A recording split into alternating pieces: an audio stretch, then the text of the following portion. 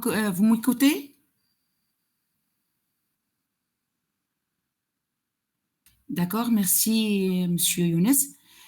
Bienvenue à notre réunion sur l'ingénierie tutorale et les types d'ingénierie tutorale. Je vous encourage en tant qu'animatrice de cette expérience, tout à partager vos idées et vos expériences tout au long de cette réunion pour enrichir notre compréhension collective et améliorer nos expériences tutorales. Sans plus attendre, je donne la parole à Madame Oumaima pour démarrer cet échange. À vous la parole, Madame Oumaima, pour introduire le sujet. Oui, bonjour à tous. J'espère que vous allez bien et merci de vous joindre à nous aujourd'hui. Donc, comme Madame Leïla vient de dire, nous allons aborder un sujet essentiel dans le domaine de l'éducation moderne, qui est l'ingénierie tutorale. Donc, nous allons explorer comment l'ingénierie tutorale peut structurer et optimiser les services de soutien aux apprenants. Donc, durant notre présentation, on va voir également comment et découvrir les différents niveaux de l'ingénierie tutorale, ses types, son impact sur la motivation des apprenants. Donc, préparez-vous à découvrir comment ces concepts peuvent être appliqués pour améliorer l'efficacité de l'apprentissage à distance. Merci.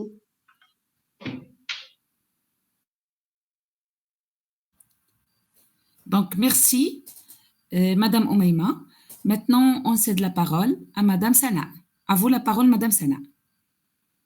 Oui, merci tout le monde. Alors, je commence par le niveau basique, tout en parlant bien sûr des typologies de l'ingénierie tutorale théorique. Alors, l'ingénierie tutorale théorique consiste ou bien repose tout d'abord sur deux éléments essentiels, sur la notion du système tutoral et sur la scénario tutoral. Alors, le scénario tutoral peut être présenté ou bien sous forme d'un plan bien détaillé qui décrit les interactions et les activités prévues entre un tuteur et un tutoré, qui est bien sûr l'apprenant, dans un environnement d'apprentissage donné. Ce scénario peut inclure des objectifs d'apprentissage, des méthodes pédagogiques, des ressources utilisées, des évaluations, etc., pour guider, encadrer et orienter le processus d'enseignement-apprentissage. Pour le deuxième concept qui est le système tutoral ou bien le système de tutorat, c'est un ensemble de ressources, de technologies et de méthodes utilisées pour fournir un soutien individualisé et personnalisé aux apprenants. Ces systèmes peuvent inclure des plateformes en ligne, des outils d'analyse, des données, des interfaces interactives, etc., dont l'objectif majeur, c'est de faciliter l'apprentissage et l'enseignement. Ce système, on parle toujours de système de tutorat, permet de favoriser l'entraide et la coopération entre les apprenants grâce à une charte qui est préétablie et définie auparavant et quelques règles de fonctionnement. Ces derniers seront capables de s'approprier des rôles de tuteur et de l'apprenant, bien sûr. Alors, concernant le champ d'application de ce type, il est peut-être mis en œuvre lorsque l'institution, ici on parle de centre, par exemple du centre e-learning, dispose des tuteurs qui sont hautement qualifiés, qui sont ayant des compétences bien définies et des expériences assez importantes, donc qui, à la lecture des livrables produits, seront en mesure d'effectuer leurs tâches de soutien aux apprenants à distance du dispositif concerné. Alors, lorsqu'on parle de livrable, le livrable, c'est la finalité du projet de tutorat, c'est-à-dire le service, le produit ou bien le nouveau processus pour lequel a été mené le projet. Les apprenants sont généralement destinataires du livrable, mais ce dernier intervient également à différents moments du projet. En allemand, le livrable finalise une étape. Donc, parmi les avantages de ce premier type qui est l'ingénierie tutorale théorique, parmi les avantages, le dispositif tutoral est bien défini, les interventions tutorales sont bien décrites. Concernant les inconvénients, ce type, il est insuffisant lorsque les tuteurs sont novices, c'est-à-dire les tuteurs qui ne maîtrisent pas les outils nécessaires. Et ce type, il ne permet pas également de s'engager dans un processus de qualité et d'amélioration continue du dispositif tutoral. Voilà, concernant le premier. Concernant le deuxième type, toujours dans le niveau basique, c'est l'ingénierie tutorale conceptuelle. Alors, concernant la définition, il est conceptuel car les résultats du système tutoral ne sont pas opérationnalisés lors du scénario tutoral qui est absent. Il repose sur deux notions primordiales. La première, c'est le système tutoral et le plan de diffusion. Lorsqu'on parle de plan de diffusion, c'est un document qui décrit la stratégie et les tactiques utilisées pour diffuser une information, un produit ou un service à un public cible. Il peut inclure même des détails sur les canaux de communication utilisés, les messages clés, des calendriers de diffusion, des objectifs de diffusion, les budgets alloués et les mesures d'évaluation de l'efficacité de la diffusion. Ce plan doit être généralement précédé par les étapes. Généralement, je vous conseille de consulter un article de Jacques Rodet pour mieux comprendre chaque étape de ces notions. Donc, je vais partager avec vous l'article vers la fin de ce premier type. Concernant le troisième type qui est, avant, parmi les limites, ou bien concernant le champ d'application, il peut être mis en œuvre lorsque l'institution dispose de tuteurs expérimentés, comme le premier type, à qui elle confie la mise en œuvre des orientations du système tutoral. Parmi les avantages qui peut présenter ce premier type, la formation des tuteurs et plus encore les communautés de pratique peuvent pallier, c'est-à-dire compenser ou bien combler les lacunes, pallier le manque de scénarisation des interventions, en particulier si l'objectif de la formation est de construire de manière collaborative le scénario tutoral. Parmi les limites qui peuvent présenter, la responsabilité de la qualité des tutorats est dévolue au seul tuteur et l'institution ne maîtrise pas les coûts, c'est-à-dire le budget général du dispositif tutoral, car ce sont des tuteurs qui décident du nombre et de la durée de leur intervention. Voilà, concernant le troisième type, il s'agit de l'ingénierie tutorale pragmatique. Alors, il repose sur deux notions, le scénario tutoral et l'audit de performance tutorale. Le scénario tutoral, c'est un scénario, ou bien c'est un plan détaillé qui décrit les interactions, comme on a déjà dit. Et concernant l'audit de performance tutorale, il correspond aux actions d'évaluation des activités tutorales et de leurs effets sur les apprenants. C'est un processus d'évaluation systématique et approfondie des performances d'un système tutoral et cela implique bien sûr l'analyse des données sur l'efficacité, l'efficience et la qualité du tutorat pour identifier les forces, les faiblesses et les possibilités d'amélioration du système. Ce processus vise toujours bien, il a pour objectif de garantir que le système tutoral atteint ses objectifs et répond aux besoins des apprenants de manière optimale et pertinente. Voilà. Il est pragmatique car il s'intéresse uniquement à la scénarisation des interventions tutorales. Concernant le champ d'application, il ne peut être mis en œuvre avec succès que lorsqu'une politique tutorale a été précédemment définie au niveau institutionnel. Concernant les avantages qui peuvent se présenter, parmi les avantages principaux, c'est la réalisation de l'audit qui permet de valider ou non les options. Lorsqu'on parle d'audit, on parle automatiquement de l'évaluation ou bien de la phase d'évaluation ou non les options du scénario tutoral, en particulier en matière de quantification des interventions tutorales. Parmi les limites ou bien les inconvénients qui peuvent se présenter, il l'ignore, c'est-à-dire il ne prend pas en considération le plan de diffusion, comme on a déjà analysé et défini, et la non-préparation des tuteurs à leur intervention constitue un biais influençant les différences entre le prévu et le réel. Alors, passons au dernier type, toujours dans le cadre de niveau basique, c'est l'ingénierie tutorale empirique. Alors, il repose sur le plan de diffusion et l'audit de performance tutorale. Et il est empirique car il n'anticipe aucune action de définition et de conception du dispositif tutoral, mais il se base sur la préparation des tuteurs et l'audit de leur action, c'est-à-dire l'évaluation de leur action concernant le champ d'application et les deux types d'ingénierie tutorale le plus courant, bien que dans sa forme, il les exonère également de l'audit, c'est-à-dire de l'évaluation. Il est improvisé au dernier moment et ne permet d'atteindre que des résultats médiocres.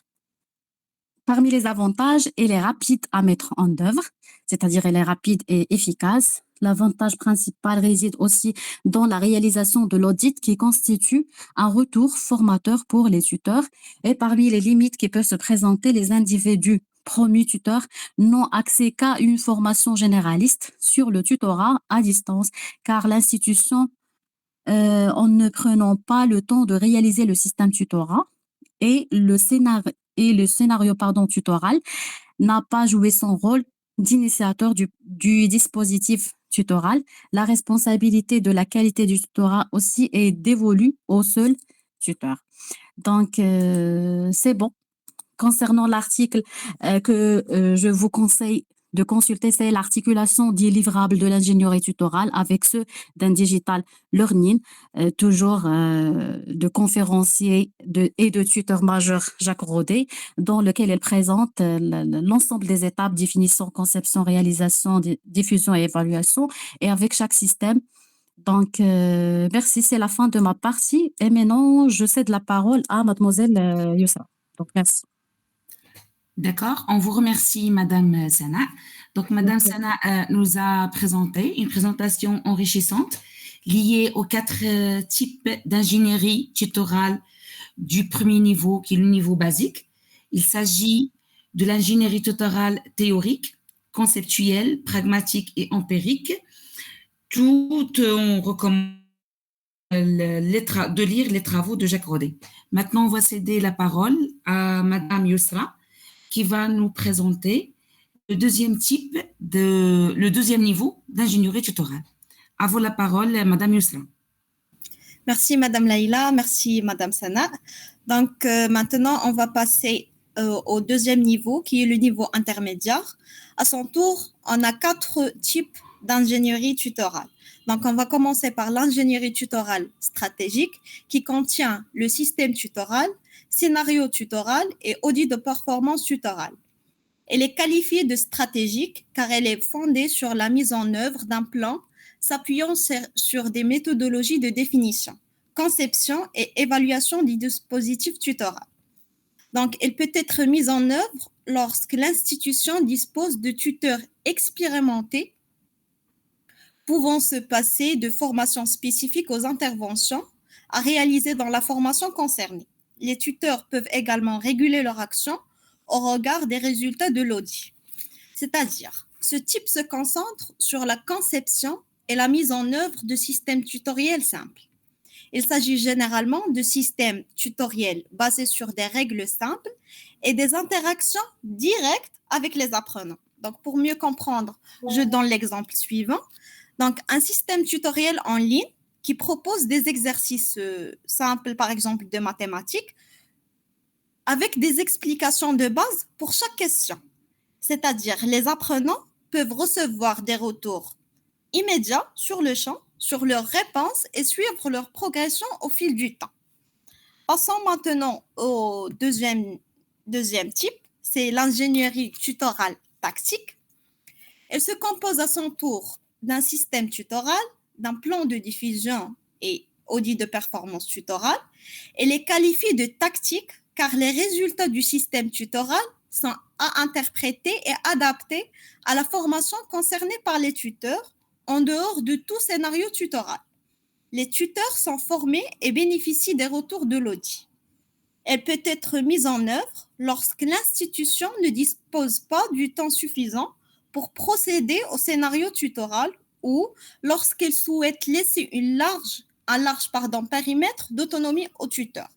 C'est-à-dire, ce type implique des systèmes tutoriels plus complexes qui intègrent des techniques d'intelligence artificielle pour personnaliser l'expérience d'apprentissage.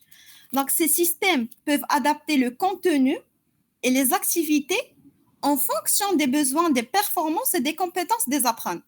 Donc, je donne l'exemple suivant pour mieux comprendre. Un système tutoriel de langue étrangère qui utilise, par exemple, des algorithmes d'apprentissage automatique pour recommander des activités et des ressources en fonction du niveau de compétence de l'apprenant. Donc, le système peut également ajuster le niveau de difficulté des exercices en fonction des performances et des compétences de l'apprenant. Passons maintenant au troisième type, qui est l'ingénierie tutorale déductive. Donc, cette ingénierie se compose d'un système tutoral, scénario tutoral et plan de diffusion. Elle est déductive car elle suit les phases classiques d'une gestion de projet, du général vers le particulier. Elle est équilibrée et permet la mise en place cohérente d'un dispositif tutoral. Donc, dans quel cas, elle nécessite d'être entreprise dès le début du projet de formation. Donc, en d'autres termes, ce type se concentre sur l'utilisation des données et d'analyse pour améliorer l'efficacité des systèmes tutoriels. Donc, les concepteurs utilisent des techniques avancées d'analyse de données pour comprendre le comportement des apprenants et optimiser les stratégies d'enseignement. Donc, je donne l'exemple suivant, un système tutoriel en ligne pour la formation professionnelle qui utilise des analyses de données pour identifier les lacunes de connaissances des apprenants et recommander des modules de formation personnalisés. Donc, les concepteurs ici peuvent utiliser ces données pour améliorer continuellement le contenu et les stratégies pédagogiques. Passons maintenant au dernier type qui est l'ingénierie tutorale inductive. Donc, elle se compose à son tour d'un scénario tutoral, d'un plan de diffusion et puis audit de performance tutorale. Elle est inductive par opposition à l'ingénierie déductive qu'on vient de citer, car elle néglige le général pour s'intéresser immédiatement aux particuliers. Donc, elle est mise en place lorsque le temps pour les analyses relatives au système tutoral est manquant. Donc, en d'autres termes, ce type implique l'intégration de technologies émergentes telles que la réalité virtuelle, comme M. Ashraf a cité dans le forum de discussion. Donc, pour créer des environnements d'apprentissage immersifs et interactifs. Donc, ces systèmes offrent des expériences d'apprentissage innovantes et engageantes pour les apprenants. Donc, je donne l'exemple d'un simulateur de vol en réalité virtuelle. Donc, il est utilisé pour former des pilotes. Ce système tutoriel avancé offre une expérience immersive où les apprenants peuvent pratiquer des procédures de vol dans des environnements virtuels réalistes, ce qui améliore leur apprentissage et leur prise de décision. Donc, c'était tout pour ma partie. J'espère que j'étais claire et les exemples que j'ai donnés étaient compréhensibles. Merci. D'accord. Donc, on remercie Madame Yousra pour cette intervention enrichissante aussi, liée aux 4 types d'ingénierie tutoriale du niveau intermédiaire, qui sont l'ingénierie stratégique, l'ingénierie tactique, déductive et inductive. Madame Yousra a pris la charge de citer les avantages et les limites de chaque type d'ingénierie, ainsi d'expliquer chaque type à l'aide des exemples. Maintenant, on va passer au dernier type d'ingénierie tutoriale qui appartient au niveau élevé et on cède la parole maintenant à Madame Oumaima. À nouveau, vous avez la parole. À vous la parole, Madame Oumaima.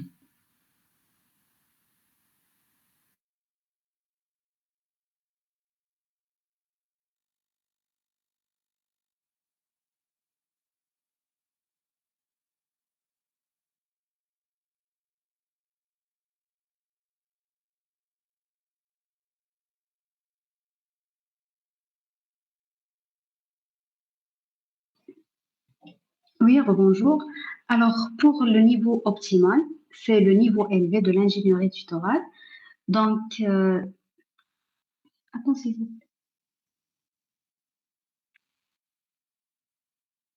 Donc, l'ingénierie tutorale optimale est un cadre complet destiné à maximiser l'efficacité des dispositifs de tutorat dans les contextes de formation à distance et hybride. Donc, il se distingue par l'intégration de plusieurs composantes essentielles, par exemple un système de tutoral, un scénario tutoral, un plan de diffusion et un audit de performance tutorale.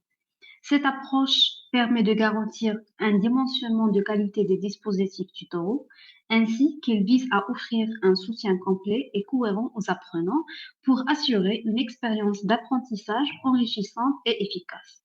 Alors, pour la mise en œuvre de cette ingénierie, il nécessite un engagement solide de la part de l'institution dès le début de projet de formation pour assurer que les ressources et les soutiens nécessaires sont disponibles. Pour les caractéristiques de cette ingénierie, elle se caractérise par la personnalisation de l'accompagnement, c'est-à-dire on va opter pour une adaptation des services de des tutorats aux besoins spécifiques de chaque apprenant, l'intégration technologique par l'emploi d'outils technologiques avancés pour faciliter la communication et le suivi des apprenants, ou bien par l'utilisation des plateformes d'apprentissage en ligne pour fournir un soutien continu et interactif. Également, on opte pour une approche stratégique pour la planification et la mise en œuvre des stratégies de tutorat alignées avec les objectifs pédagogiques et les besoins institutionnels. Une évaluation continue pour mesurer l'impact des services de tutorat, ou bien on peut utiliser par exemple de feedback pour améliorer et ajuster les stratégies de tutorat en temps réel. Également, on peut opter pour une formation et un développement des tuteurs. Par exemple, on peut offrir un programme de formation continue pour les tuteurs afin d'assurer qu'ils possèdent les compétences et les connaissances nécessaires. Alors, on peut dire que l'ingénierie tutorale optimale vise à créer un environnement d'apprentissage riche, interactif et personnalisé et qui est capable de répondre aux défis complexes de l'éducation à distance et hybride. Alors, en guise de conclusion, on peut dire que l'ingénierie tutorale est un pilier fondamental pour le succès des programmes de formation à distance et hybride, en définissant les services d'accompagnement qui sont bien structurés. Nous pouvons non seulement soutenir les apprenants, mais aussi maximiser leur potentiel de réussite. Alors, les différentes approches et les niveaux de l'ingénierie tutorale qu'on vient de citer offrent des cadres précieux pour concevoir et pour évaluer des systèmes de tutorat efficaces. Alors, nous espérons que cette présentation vous apporte des connaissances et des idées pratiques pour enrichir vos propres pratiques éducatives. Donc, merci pour votre attention et nous sommes impatients de répondre à vos questions ou bien à vos commentaires. Merci. D'accord. Donc, on remercie Madame Omaima d'avoir mis fin à cette présentation en présentant le dernier type ou bien le dernier niveau de l'ingénierie tutorale, qui est l'ingénierie tutorale optimale. Et maintenant, on cède la parole à nos chers collègues pour enrichir cette présentation par leur discussion. Et on vous cède la parole. À vous la parole, mes chers collègues. Merci.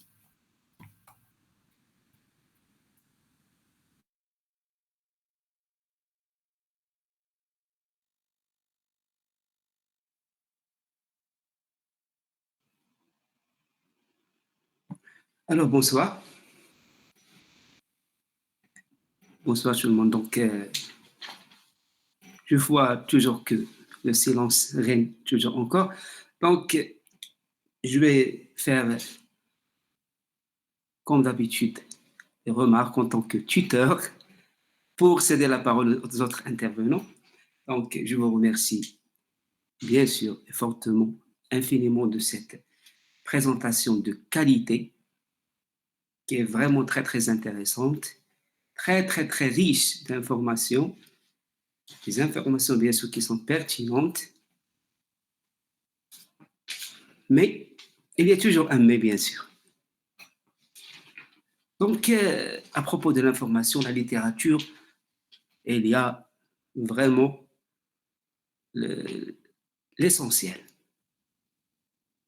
Mais lorsqu'on fait un retour sur le mais donc, j'aurais aimé voir ou bien toucher l'empreinte du chercheur.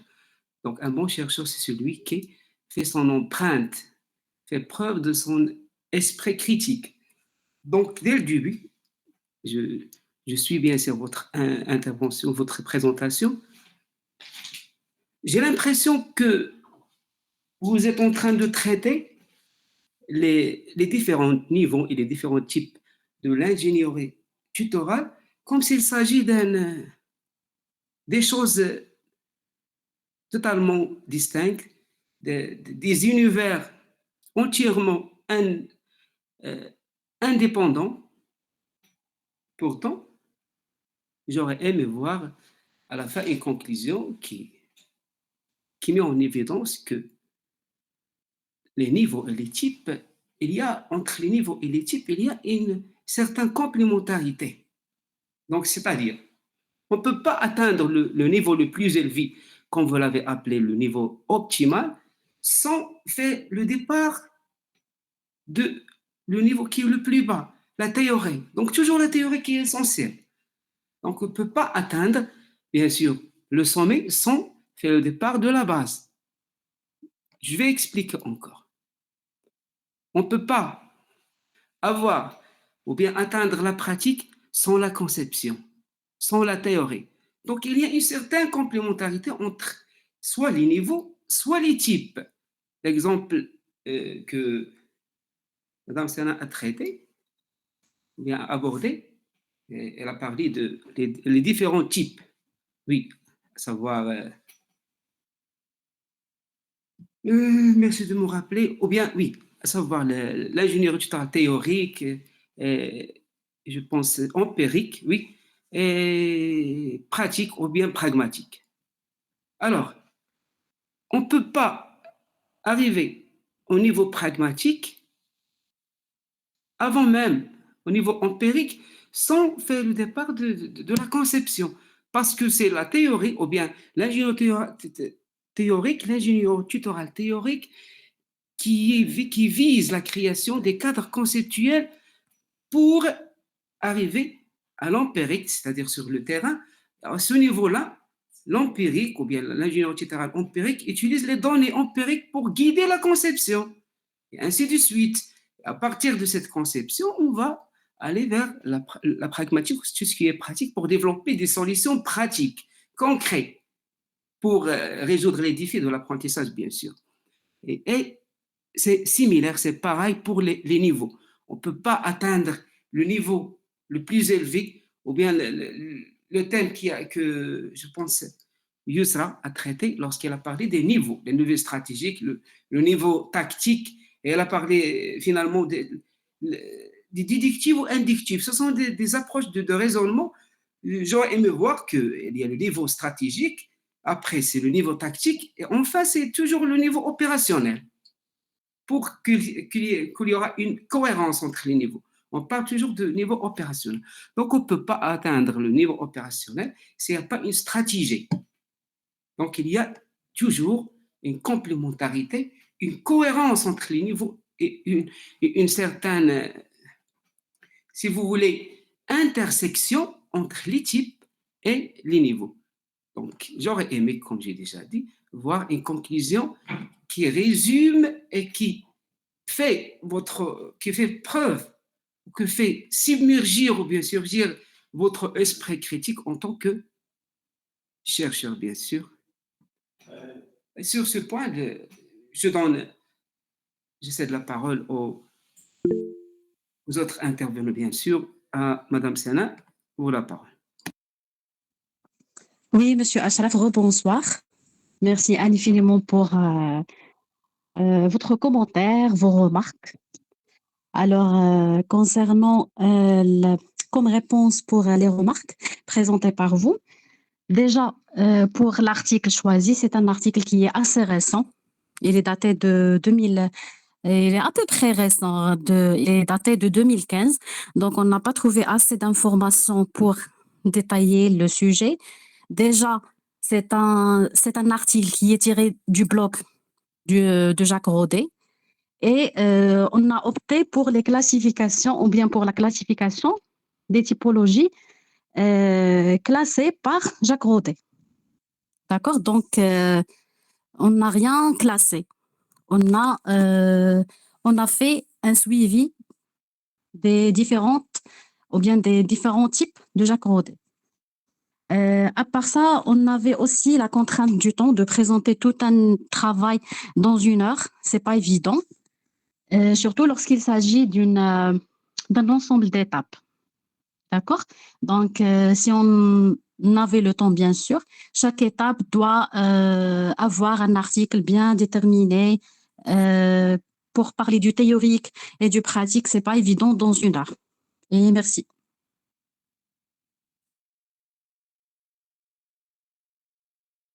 Merci, merci, Madame Sana. Votre idée est très, très claire. Oui, ben, je ne parle pas, moi, lorsque j'ai. C'est-à-dire, mes remarques consistent à.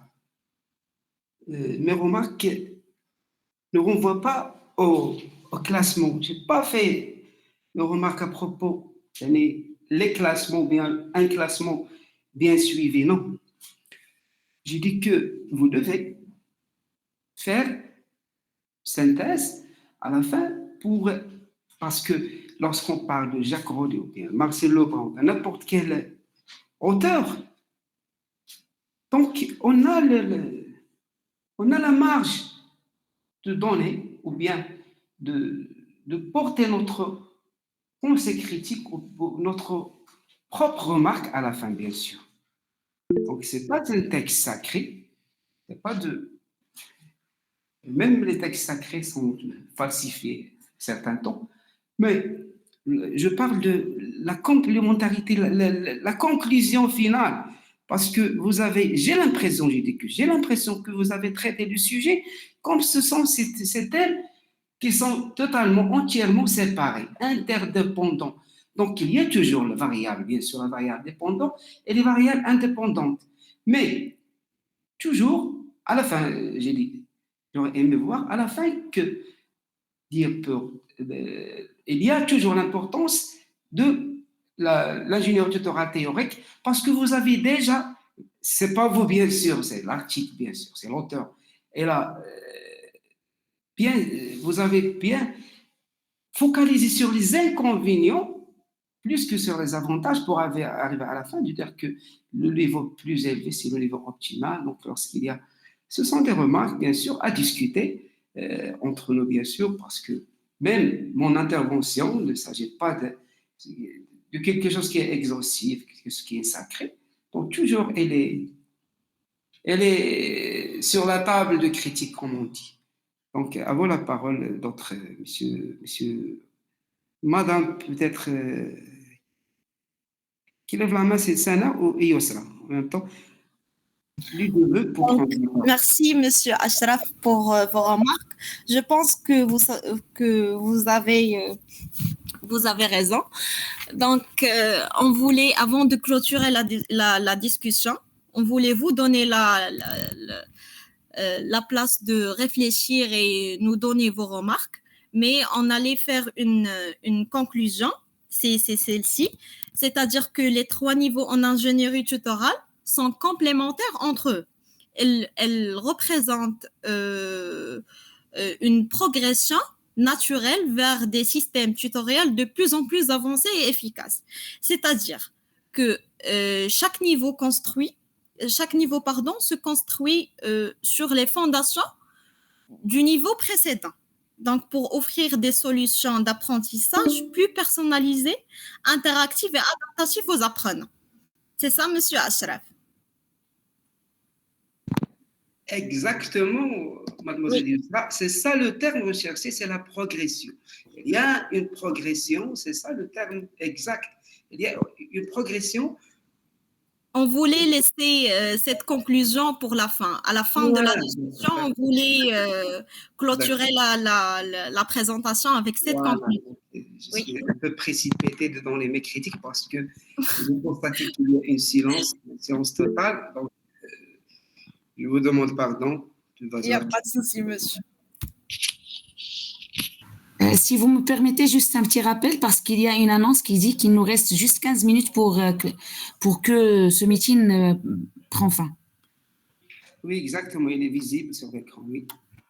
On fait vite pour notre intervention pour ne pas ne pas se clôturer à la hâte ou bien brusquement.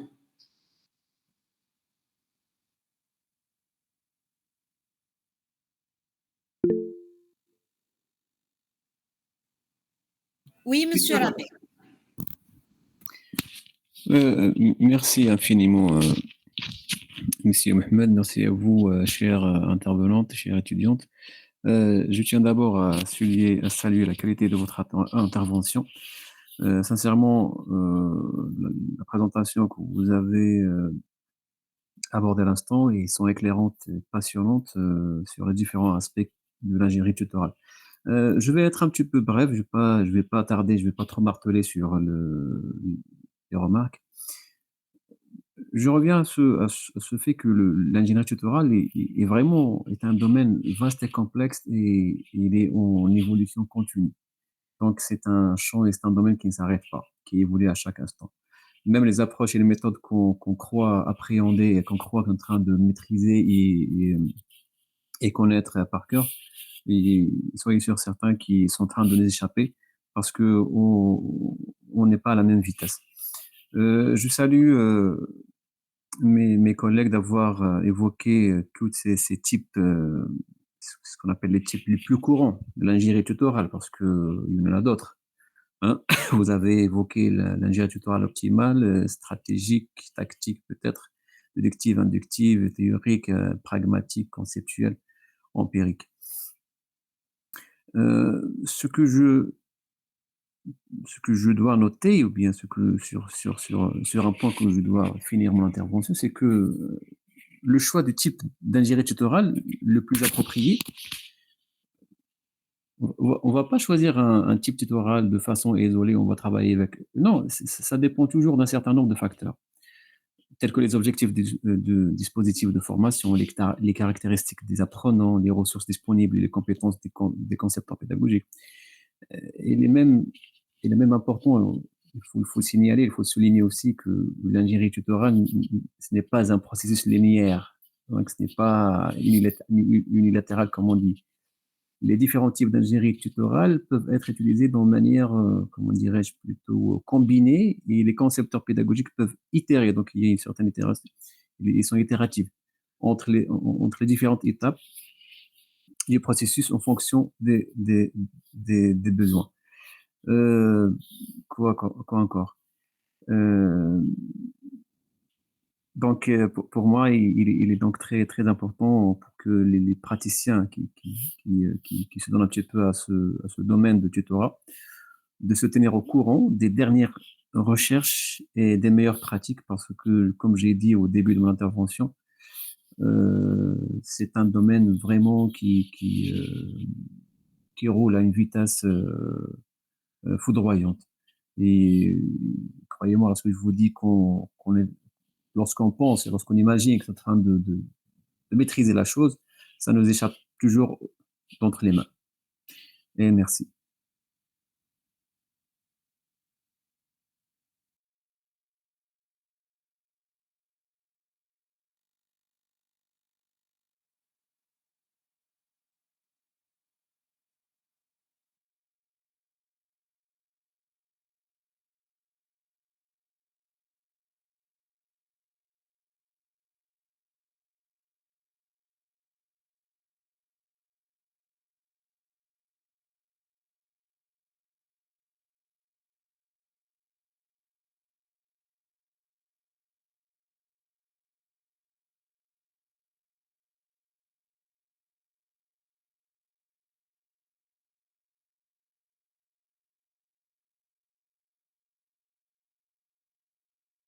Donc, je pense qu'on met fin à notre meeting. Si vous n'avez pas d'autres questions ou d'autres interventions. Bonjour, bonsoir, pardonnez-moi. Je veux Bonsoir. juste vous remercier pour cette intéressante et enrichissante présentation. Cela se voit que vous avez employé des efforts à créer cette présentation. Et il y en a plusieurs informations et merci. Vous étiez excellente. Merci, Oumaima. Merci beaucoup. Merci beaucoup. Merci.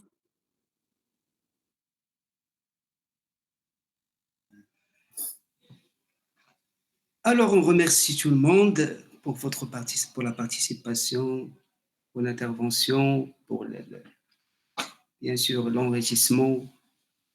Vous avez bien enrichi vos idées, vos partages, vos participations sont très, très intéressantes. On vous remercie bien sûr. On demande à M. Younes d'arrêter l'enregistrement.